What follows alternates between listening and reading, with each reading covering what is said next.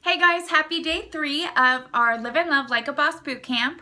Today we are going to talk about running your social media like a boss. So before you became a coach, your social media was probably a lot of posting pictures of you and your friends, maybe going out drinking on the weekends and posting that, or posting quotes or song lyrics or rants about your day and having a bad day.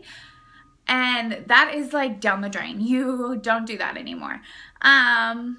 Your social media is now your business. So I'm going to talk about 2 of the main platforms for your social media today, and that is both Facebook and Instagram. But there are other platforms like Twitter. YouTube is super important, but we'll talk about that later. There is Periscope, there's Pinterest, but the main 2 that we're going to talk about today to get you started is Facebook and Instagram. So now that you are a business owner, because that's what you are, your Beachbody business is your business. You are your own boss. You are your CEO. You have to treat your social media like a business. And it's very important because you want people to trust you. You want to build trust with your posts so people come to you when they need help, when they're looking for fitness advice, when they're looking for nutrition help. They need to know to come to you. And so it's super important to have your social media be consistent, be positive, inspiring, and for people to be able to tell that you're a coach. Not necessarily a Beachbody coach, because you, like I talked about a little bit in yesterday's video, you really want to make sure you're branding the products to fit yourself. So if you go to my Instagram or even go to my Facebook, I don't say Team Beachbody Coach. It says lifestyle coach or fitness coach or fitness challenge specialist. Because I'm branding when I'm posting to fit me. I'm branding these workouts to fit myself. I'm adding value to me as a coach so people just don't go on Amazon and do something without you. So if you just start posting, like I kind of talked about yesterday? Yeah, yesterday, like, hey guys, join my challenge group with P90X3, or P90X, this is what it is, and it's awesome, and it's with Tony Horton. No, you don't do that. You don't. It's like a big no-no. You don't also post like pictures from the 21 Day Fix or that Beachbody post. Beachbody spends a lot of money on marketing every year, and they don't need you to do it for them. They do it for themselves. But our job as coaches is to market ourselves. You are now your product, if that makes sense. Your body is your business. So that's why it's important, like we talked about yesterday, to make sure you're being a product of the product and doing your workouts, because that's why people will come to you. So with that, I want to talk about just the basics for Facebook. So you can make a Facebook like page or like a business page to post on as well. But I really think you shoot yourself in the foot if you don't post publicly on your Facebook. It can be scary and you can be worried what people are going to think. And you can just overanalyze it a ton, but you need to have like a coming out post, and I will post examples of that in the training here today. But if you've already done that, you just need to make sure you're being consistent. You're posting sweaty selfies on your Facebook. You are talking about how awesome your challengers are doing or what's going on in the challenge group. You're sharing team transformations. If you go to the Team Live and Love page and go to the albums, I have a album with a bunch of transformations, and it already has scripts that you can post with them. Just word them to fit yourself, and you can post that. So you need to make sure you're constantly sharing and talking about what we're doing. You're talking about the coaching opportunity, and at first that can be really scary. So I'm going to give you guys a little tip. No matter how long you've been a coach, no matter if you were a challenger first or not, write down a list, start like a list, with 20 different ways coaching has changed your life. And it can be, hey, I have this rad community of people doing this with me now. I'm supported by uplifting people.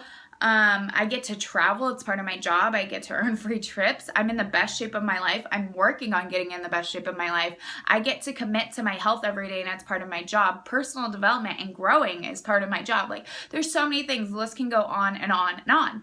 So make a list of 20 ways and then start talking about it. Start talking about those 20 things on your social media, not like multiple a day, but talk about one. Use it to talk about the coaching opportunity. So it's a really important tool to use. And also make sure every day, we'll talk about inviting a little more later, but you're friending people. You're friending people you went to high school with. You're friending friends of friends who you know, mutual friends. So you're adding new people to your network so they see what you're doing. You can't assume people don't want to do something, and you can't assume you're going to annoy someone because you're shooting yourself in the foot. You never know how this business could change someone's life, like it did mine, or like it did Amy Silverman's. So, you never don't post something or don't friend someone or don't invite someone because you're worried that it'll annoy them or scare them off or whatever, because you never know what it could do for somebody's life, because fitness is only the baseline. So next, we're going to talk about Instagram. I'm just going to run through the basics with you guys really quickly. So Instagram, it is important to have a Instagram handle, like your name. Mine is Caitlin and fitness. Right to the point, people know that when they go to my page, it is fitness related. It is a lot harder for you if you have an Instagram, if you create a new Instagram. It is possible to do one for your fitness page, but it's just more difficult because then you have to regrow what you've already worked for. And again, you're just assuming people don't want to see what you're doing, because this is about a lifestyle. You're sharing your lifestyle. You're not just sharing fitness or nutrition. You're not going to be spammy about what you're sharing. You're sharing a lifestyle. So with that being said, you would need to start posting, if you're not already, 3 to 5 times a day, or 3 to 4 times a day. You want to start 3 to 4 times a day. Don't overpost. Don't do like 10 posts a day, 6 posts a day. That's a lot. You want to do like 3 to 4 times a day. There are good times to post, like between 7 and 9 a.m., 11 and 1 p.m., and then between like 5:30 and 7 p.m. Those are good times because people are going to work or having a lunch break or getting off work, and so people check their social media around then. So those are like good times to post. You want to make sure your posts are all positive and uplifting and inspiring. The 3 vital behaviors are invite, be a product of the product, and personal development. All 3 can turn into your social media posts. So you can do soft invites on your Instagram, like, oh my gosh, I can't believe I'm a part of this awesome coaching community, and you can talk about one of those 20 reasons that coaching changed your life, and you can say, why aren't you doing that with me? That's a soft invite. Vital behavior number 1. You can post a sweaty selfie about your workout or whatever. That's being a proof the product worth, and it's good accountability for showing that you're getting your workout done or drinking your Shakeology. But make sure you're just not posting, like I said, pictures of your Shakeology by itself. Like, make it pretty, doctor it up or whatever, and you can show you're drinking it, or just make it pretty. And then 3 is personal development. And I think this is really awesome because we really want to inspire people as coaches and be a positive light. And if you're doing your personal development, it'll really help you with that. And that can gear in towards your posts. Like when I started reading Badass, what was it? I'm like blanking. The Badass book, whatever it is. Something like a badass. I don't know. I'm brain dead. I started this badass tip of the day thing. Anyways, that's the point. I started badass tip of the day, and my social media has continued with that. And people look to me and they say I'm inspiring, and I turn my social media into my personal development a lot of the time. And you'll see that. Also, make sure you are following coaches who you look up to. Don't follow a ton of coaches on your Instagram, but this is the basics. Follow a few that you look up to so you can go for the inspiration, and then you can remake their posts and make them your own. You don't want to plagiarize. You don't want to directly copy their image and paste it. You don't want to just copy their text and paste it. Make it your own, but follow a few people who you look up to, because that's what I did when I was getting started, so I knew what to do.